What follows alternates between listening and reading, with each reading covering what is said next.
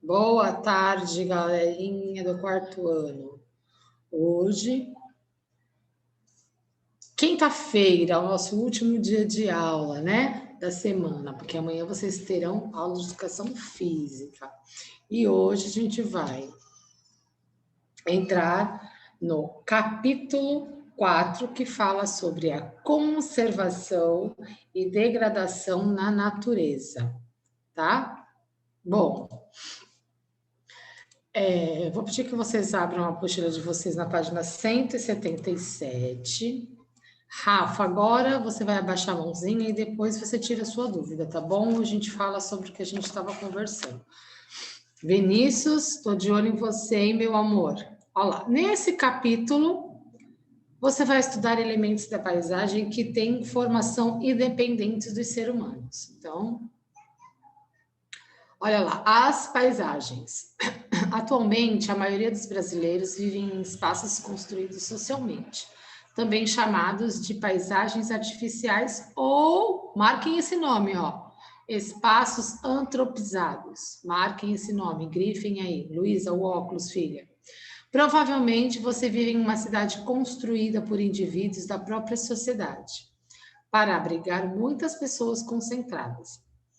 Por isso, são consideradas paisagens artificiais e que quase não é possível perceber elementos naturais sem uma análise detalhada. Então, aqui vocês estão vendo uma natureza que foi substituída aos poucos pelas paisagens naturais, tá? Daqui, nesse desenho aqui. Luísa, o óculos, filha. Em muitos locais, os elementos naturais da paisagem foram transformados e utilizados intensamente, promovendo a transformação de paisagens naturais em paisagens artificiais. Então, o que significa a palavra antropizado? Significa espaço, né? Espaço que foi alterado pelos seres humanos, tá? Então, olha só, os elementos naturais. Atualmente, muitas cidades estão sofrendo com problemas causados pelas intensas transformações impostas aos elementos naturais. É importante conhecer os elementos naturais que existem no nosso espaço geográfico, pois dessa forma é possível adotar atitudes que possam minimizar os impactos que novas atividades causam nos elementos naturais. Então, aqui a gente vai falar... bom, aqui tem um desenho sobre a Floresta da Tijuca, lá no Rio de Janeiro, tá? Relevo e hidrografia. O que é relevo e hidrografia? São elementos naturais que fazem parte da paisagem natural, seja ela tanto natural quanto artificial, tá? O relevo, o que é um relevo? Relevo são formações que caracterizam uma paisagem como terrenos ondulados, lugares baixos que ficam entre as áreas mais altas e grandes áreas planas, tá? Então, aqui no relevo e hidrografia, a gente está vendo uma Chapada da Diamantina, tá? Que é na Bahia. E aqui o relevo, a gente está vendo o rio Amazonas, na região norte do Brasil. Bom, relevo, o que significa relevo? Se refere-se ao conjunto de formas da superfície terrestre, tá? Espera só um pouquinho. Vamos lá. Nas imagens da página anterior, você observou as paisagens praticamente intocadas pelos seres humanos. Antes das cidades serem construídas, muitas paisagens devem ter sido assim, dominadas pela natureza e pelas formas de relevo. A maioria das cidades que observamos ocupam áreas com relevos planos ou suavemente ondulados. Porém, as cidades também podem surgir e se desenvolver em regiões como relevo acidentado por diversos motivos, como a presença de algum recurso natural, com grande valor de comércio, por exemplo, ouro e pedras preciosas.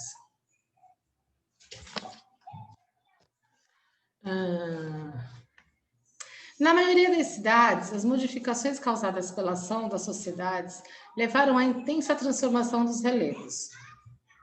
Elevações foram rebaixadas para dar local às ruas e avenidas, e as porções de áreas úmidas como mangues ou várzeas foram aterradas para formar bairros. Então, olha, Ouro Preto, em Minas Gerais, essa cidade ocupa uma área de relevo acidentado, tá? Então, olha só como que tá Ouro Preto agora. Bom, vamos falar um pouquinho sobre hidrografia, tá? A hidrografia, na geografia física, existe um ramo de estudo que tem como foco as águas do nosso planeta. Então, aí a gente tem uma foto de um trecho do Rio São Francisco que fica em Sergipe, né? Em Alagoas. Rios, águas subterrâneas, lagos, lagoas, mares e oceanos. Graças a uma série de fatores, o clima e o relevo do Brasil têm a hidrografia muito rica, tá? Os rios estão presentes em paisagens naturais e em paisagens artificiais. As águas artificiais. Nele, observamos as mudanças e os impactos causados pelas ações humanas. Então, a gente percebe, né, as mudanças e impactos causados pela ação do homem. As águas das paisagens artificiais geralmente são poluídas pelo despejo de esgoto e dejetos vindos da indústria. Além disso, muitos rios que percorrem essas áreas são represados e têm sua forma natural e alterada, deixando de ter curvas para ficarem praticamente retos, um processo que a geografia chama de retilinização. Tá? Então, aqui vocês estão vendo, tá? Que é um estudo, né? A geografia física ela é um estudo, né? Que tem como foco as águas, tá? Então, a vegetação. Vegetação é um outro elemento importante para a nossa vida. Apesar de estar mais presente em paisagens naturais, a vegetação também aparece em menor quantidade nas paisagens artificiais. Nosso país ele é privilegiado porque ele apresenta grande diversidade de vegetações. Porém, mesmo com toda a riqueza, as áreas de vegetação foram intensamente exploradas e substituídas por cidades, pastos, produção agrícolas e entre outros. Precisamos preservar os elementos naturais que formam as paisagens geográficas, porque eles são o suporte principal para toda a vida existente em nosso planeta, pois eles nos fornecem água, ar e alimento. Então, vocês sabem que a vegetação é muito importante para nós, né, para a vida, tá? Olha lá, o Rio Pinheiros teve um trecho retinelizado na cidade de São Paulo. Bom, agora aqui a gente vai responder. O que é uma paisagem antropizada? A gente já sabe o que é, porque a gente leu, né? Na 2, podemos afirmar que as cidades que observamos atualmente já foram paisagens naturais intocadas pelo ser humano? Sim ou não? Sim, né? A gente sabe que elas foram paisagens naturais. Porque o ser humano, quando chega nessas áreas, né? Bom, vocês vão responder, senão eu vou dar resposta para vocês. Então, olha, podemos afirmar que as cidades que observamos atualmente já foram paisagens naturais? Sim ou não? Sim. Por quê? Aí vocês vão colocar um porquê aí, tá? 3, vocês vão responder. Observe as duas imagens. Qual a cidade foi construída em uma área com relevo plano, tá? Então, é um relevo plano. Vocês vão ver qual que é, se é a primeira ou se é a segunda. 2, qual delas foi construída em um relevo ondulado? Se foi a primeira ou se foi a segunda. 4, o que pode acontecer com os rios nas paisagens urbanas? O que pode acontecer? A gente acabou de ler, ó. Acabamos de ler sobre isso. E a 5, não precisa fazer, porque a resposta é pessoal, então não precisa fazer. Então, vocês vão responder a 1, a 2, a 3 e a 4, tá bom? Podem responder que a gente já vai corrigir, tá? Da página 107. Na página 107, pessoal, está escrito assim: complete corretamente as frases sobre os diferentes bairros da cidade, utilizando as palavras que estão na caixa a seguir: centro histórico, naturais, tradicionais, urbanização e centro. Primeira, letra A. Luísa, qual foi a sua resposta? Só fala a resposta, não precisa ler a frase. Luísa, letra A da página 107. Centro. Centro, muito bem. Letra B, Caio. Caio Brito. Letra B, qual é a resposta da página 107? Hã? Eu, tia. Não, Lucas Brito. Você falou Caio Brito. Desculpa. Peraí que eu fechei você sem querer. É a ficha, não é a apostila, a ficha. Falei errado. A B É. é a urbanização. Urbanização, muito bem. Agora é o Caio. Caio, letra C.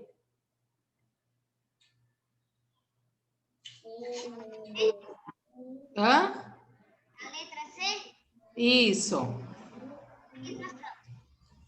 Isso mesmo, naturais. Letra D, Luiz Gustavo. Tradicionais. Tradicionais, muito bem. Emanuel, letra E. Centro histórico. Centro histórico, muito bom, parabéns. Vamos lá. Observe as paisagens a seguir.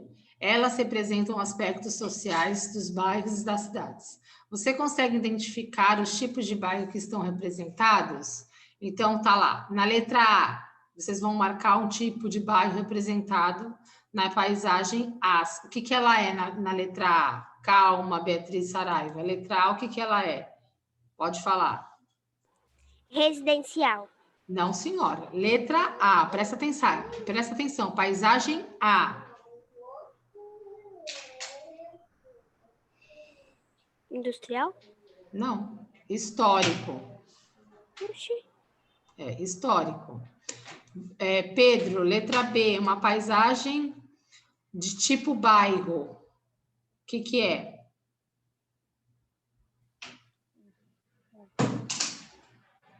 É na 2? Isso, 2B. É que travou.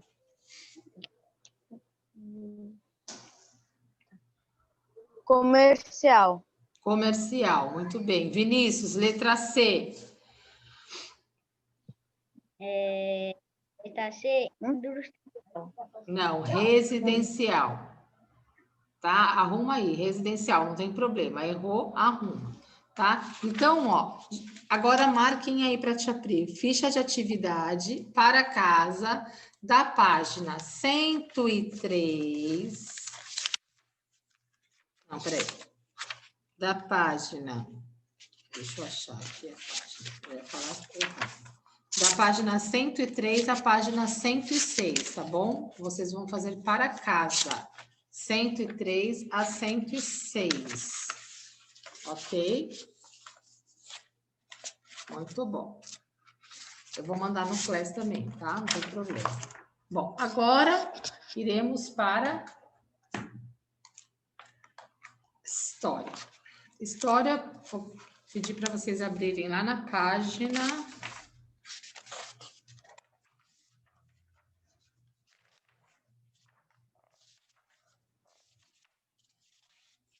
205, que fala sobre as propagandas para a migração. Enquanto vocês... Bom, vamos lá. Propagandas para a imigração.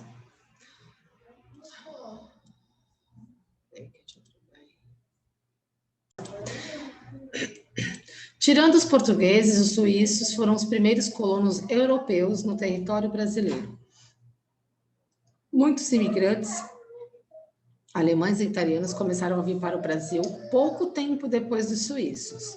Os outros europeus, como poloneses e ucranianos, demoraram mais tempo, chegando aos portos brasileiros a partir de 1870. Os primeiros asiáticos desembarcaram no Brasil em 1870 1808, vindos do Japão. Esses imigrantes eram camponeses e geralmente fugiam da fome ou dos conflitos em seus países, buscando melhores condições de vida para as terras. Grifem esse parágrafo. Muitos pretendiam trabalhar na fazenda do café.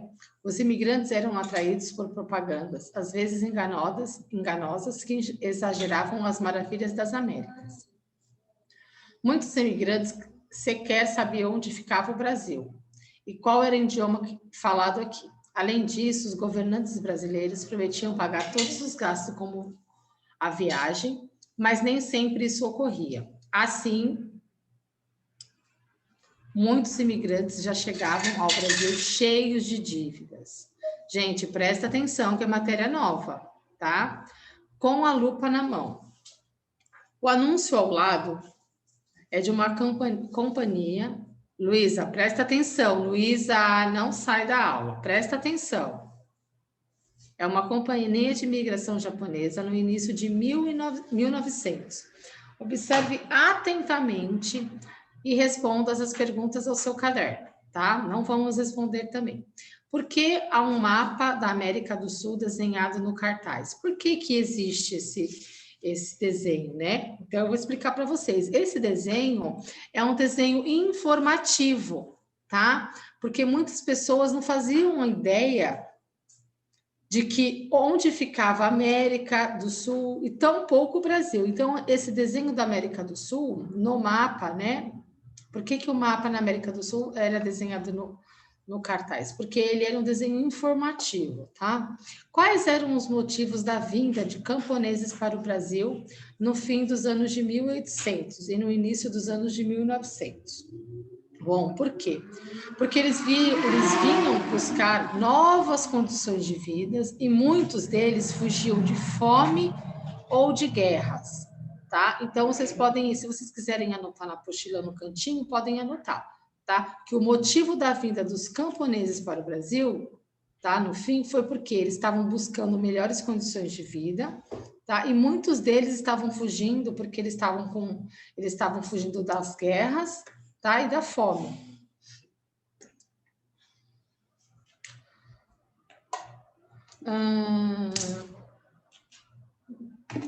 Vamos lá. Agora nós vamos falar um pouquinho sobre os assalariados, tá?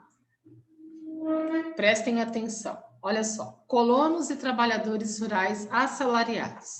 Chegando ao Brasil, as famílias imigrantes de agricultores poderiam se tornar colonos ou trabalhadores rurais assalariados.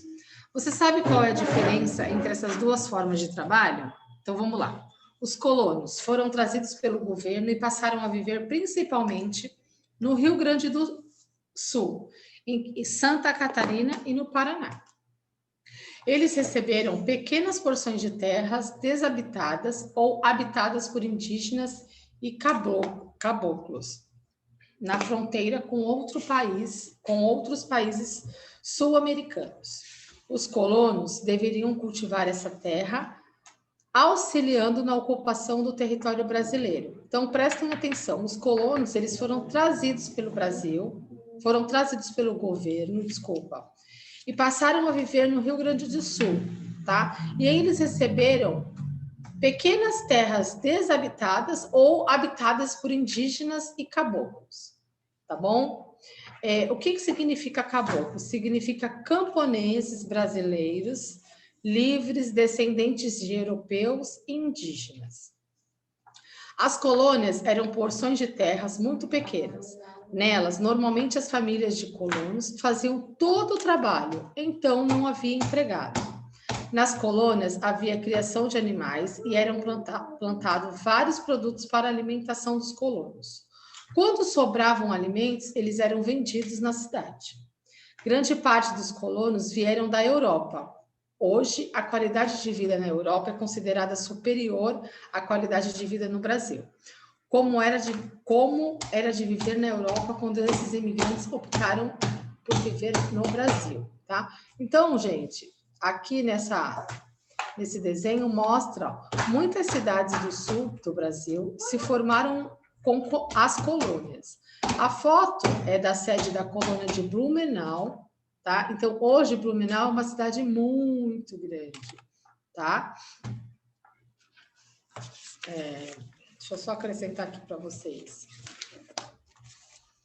Os europeus, né, eles não eram católicos, mas protestantes ou ortodoxos, e falavam línguas germânicas. E eles eram enviados para as colônias nas fronteiras, onde eles viveriam isolados da sociedade brasileira, reproduzindo sua vida como se estivessem na Europa. Tá? Ainda hoje, na cidade da região sul, muitos grupos que falavam variações de alemães e poloneses. Tá? É só para acrescentar a leitura para vocês. Bom, com a lupa na mão, podemos dizer que os colonos eram fazendeiros? O texto abaixo explica a diferença entre colono e um fazendeiro. Leia e depois responda as perguntas. Eu vou ler o texto para vocês e vocês vão responder as 3 perguntinhas que tem. Prestem atenção no texto, tá?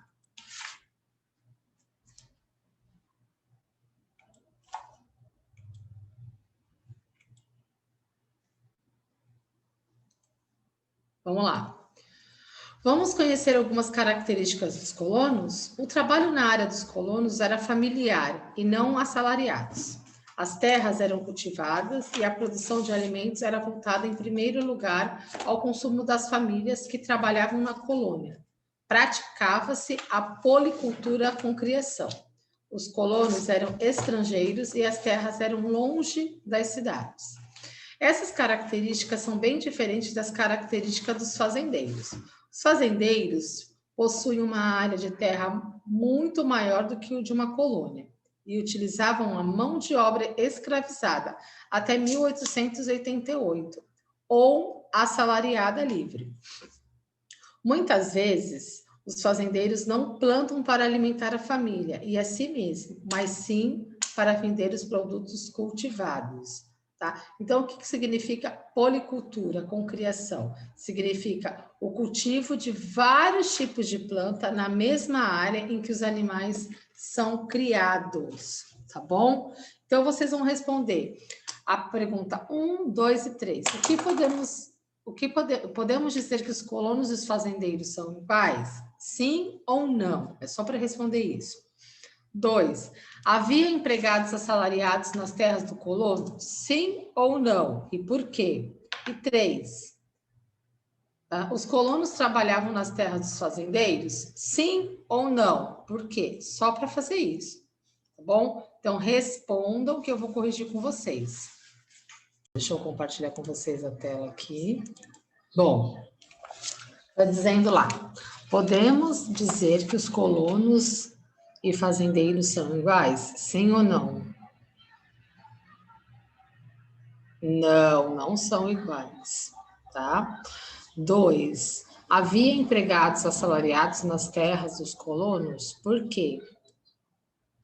Vamos lá, o Miguel respondeu, vamos lá. Fala aí, Miguel. Sim, Por quê? porque o trabalho nas terras dos colonos era familiar? Então, a resposta é não, né? Então, não havia empregados assalariados. Por quê? Porque a agricultura era familiar. Então, a resposta é não, tá bom? Na 3, os colonos trabalhavam nas terras dos fazendeiros? Sim ou não? Não, os colonos não trabalhavam nas terras dos fazendeiros. Por quê? Os colonos, eles não eram assalariados, tá? E eles moravam em colônias, tá? E os fazendeiros contratavam os trabalhadores assalariados livres ou possuíam os escravizados, né? Os escravos, tá? Então, na 3, também é não, mas coloquem assim, não, pois Gente, eu estou respondendo. Não, porque os colonos não eram assalariados, e moravam em colônias. E os fazendeiros contratavam trabalhadores assalariados.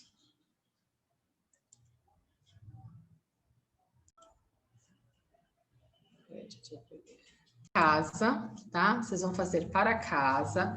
A ficha de atividade, marquem aí, por favor. Ficha de atividade de história. Vocês vão fazer da página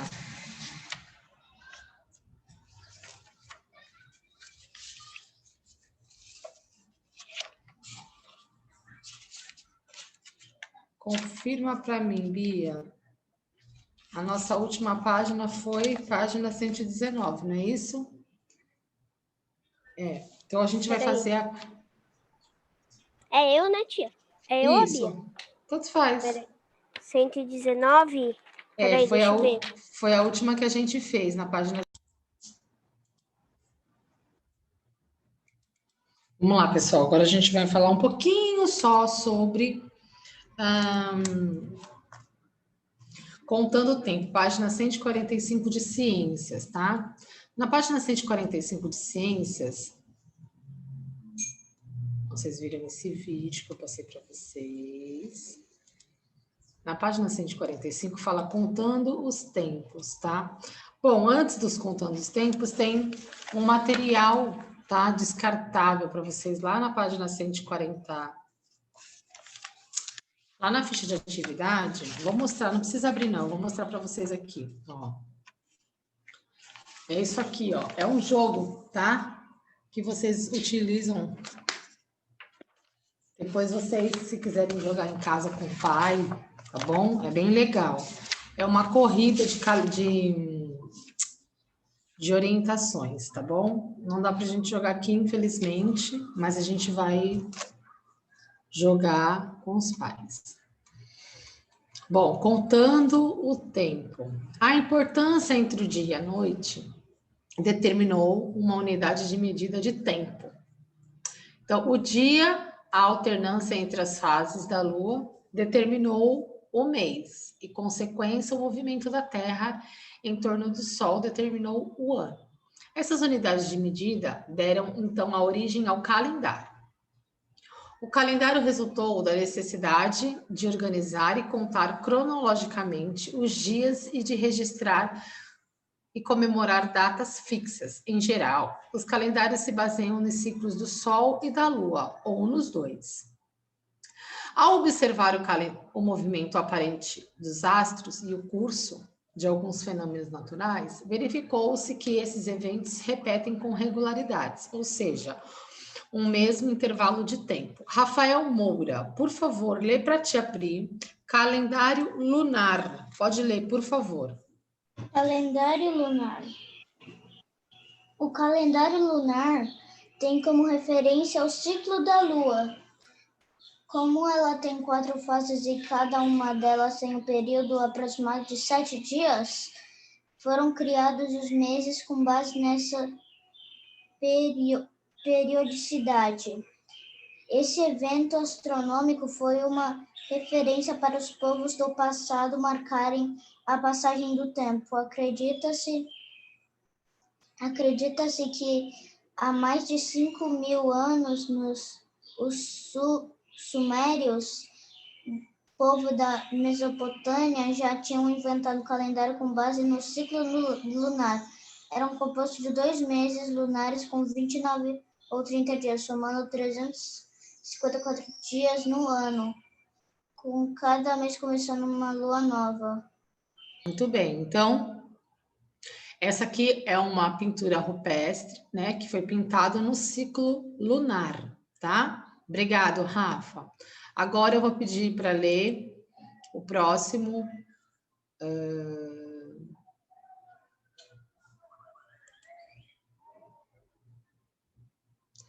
Página 145, gente, presta atenção de geografia. Agora não, espera um minutinho, Lucas. Beatriz Saraiva, lê para a tia Pri, calendário islâmico, por favor.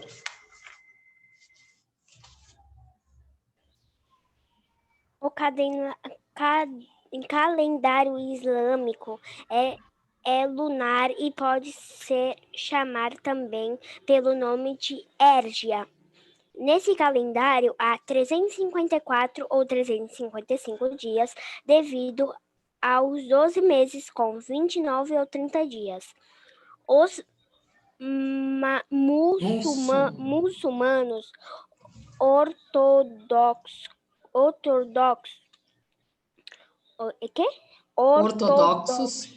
ortodoxos celebraram datas religiosas e festivas de acordo com o calendário islâmico, entre elas o mês de Ramadã ou Ano Novo Islâmico. Muito bem, Bia, muito obrigada. Tá? Então, a gente leu o ano calendário islâmico e lemos o calendário lunar. Agora, a gente vai ler o calendário solar. Bom, o calendário solar, quem vai ler para a tia Pri vai ser a Beatriz Marques. Bia, pode ler para a tia Pri o calendário solar, por favor? Tá me ouvindo? Tô te ouvindo, pode falar, Tá. pode ler. O calendário solar se baseia no ciclo do Sol, ou seja, no período de 365 dias. O calendário solar, criado pelos egípcios, foi um dos mais difíceis de ser estudado. Esse calendário tinha 365 dias, divididos em 12 meses, sendo cada mês composto de 30 dias. Ao fim do ano, mais 5 dias eram acrescentados, e por isso não havia o ano bissexto. As estações do ano eram somente 3, e eram denominadas inundação, inverno e verão. Muito bem. Pode ler também o calendário juliano, pode ler, tá bom? Tá. Calendário juliano. O calendário juliano é solar e foi proposto por o quê? Sosígenes. Astrônomo de Alexandria. De Alexandria, isso mesmo, tá certo. Ok. E implementado por Júlio César em 45 a.C. Foi usada pelas igrejas e por países cristãos até o século 16. Esse calendário foi criado porque as festas em comemoração às flores aconteciam no inverno, mas deveriam acontecer em março, que na época era o primeiro mês do ano. Assim,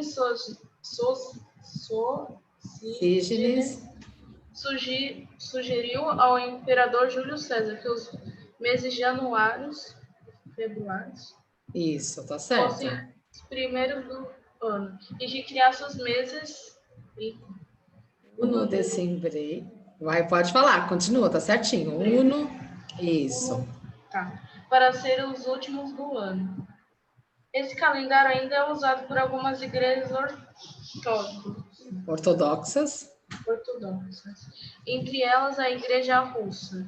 Em comparação ao calendário gregoriano, ele está 13 dias atrás. Isso, obrigado, Bia. Então, a gente leu sobre o calendário solar, né? Que se baseia no ciclo do Sol. Depois, a Bia leu para a gente o calendário juliano, que é também um calendário solar, né? Que ele foi proposto por um astrônomo de Alexandria, que foi implementado 45 anos antes de Cristo. Tá? Agora, a gente vai ler o calendário gregoriano. Calendário gregoriano. Deixa eu ver quem vai me ajudar a ler. Miguel, lê para a tia, filho. O calendário gregoriano, por favor. O calendário gregoriano foi criado pelo Papa Gregório XIII em fevereiro de 1582. No entanto, o marco inicial é o nascimento de Jesus Cristo. Este calendário é usado pela maioria dos países, inclusive pelo Brasil, e foi adaptado para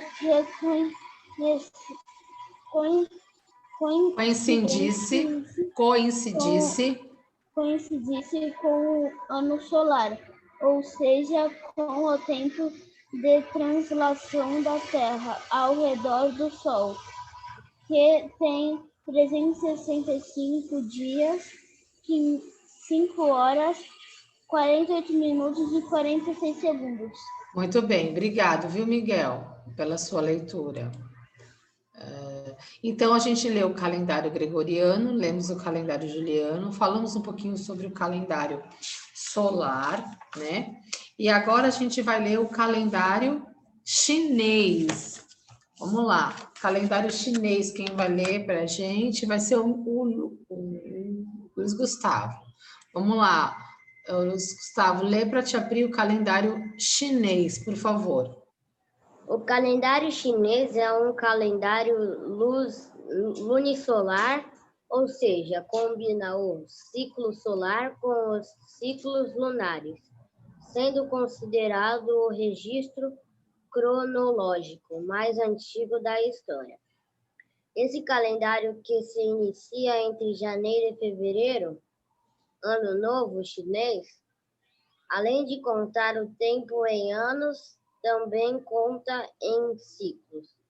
A cada 12 anos completa-se um ciclo, no qual cada ano recebe o nome de um dos 12 animais correspondentes ao horóscopo. Horóscopo chinês.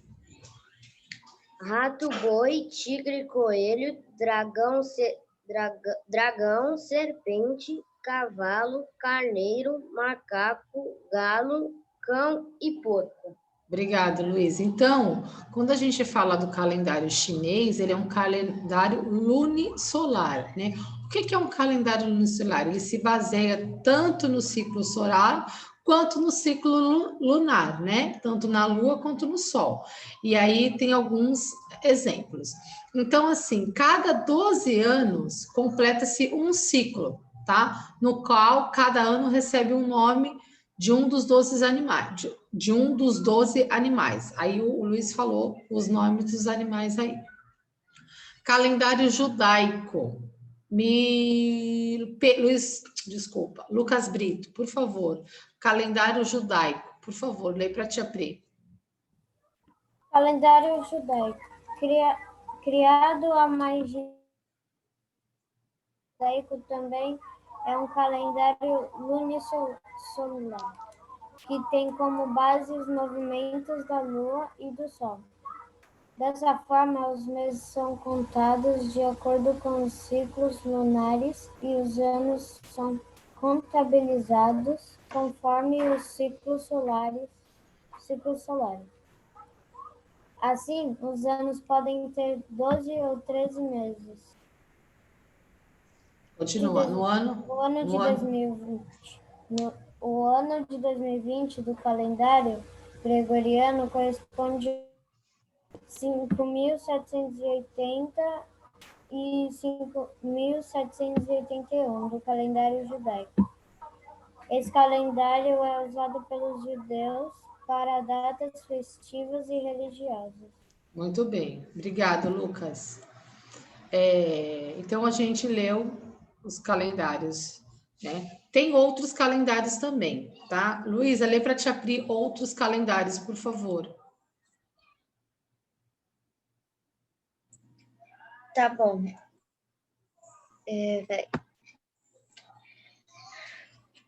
Tá. Outros calendários. Mas onde está isso? Você está acompanhando a leitura, Luísa? Ah, tá. Então vai. Não, só não vi ali. Há ainda outros calendários que tinham como referência eventos importantes para o seu povo, ou que deveriam de calendários já existente, presta atenção. O calendário... O calendário maia, o Juche e o Etíope são alguns exemplos desses calendários. Isso, obrigada, Luísa. Então, nós temos outros tipos de calendário. Nós temos esse Juche, temos o Etíope e temos o Maia, né? Eu vou falar rapidinho para vocês, só para vocês entenderem. O maia, de acordo com a cultura maia, existem 2 calendários originários, aproximadamente 500 anos antes de Cristo, tá? Que é o calendário civil no cotidiano. Tem o calendário Juche, que é o calendário utilizado pelos norte-coreanos, tá? Que é um calendário recente que foi iniciado em 1912. E tem um calendário etíope, que é o calendário também chamado de eritreu, que é o principal calendário da Etiópia, que é usado na Etiópia, tá bom?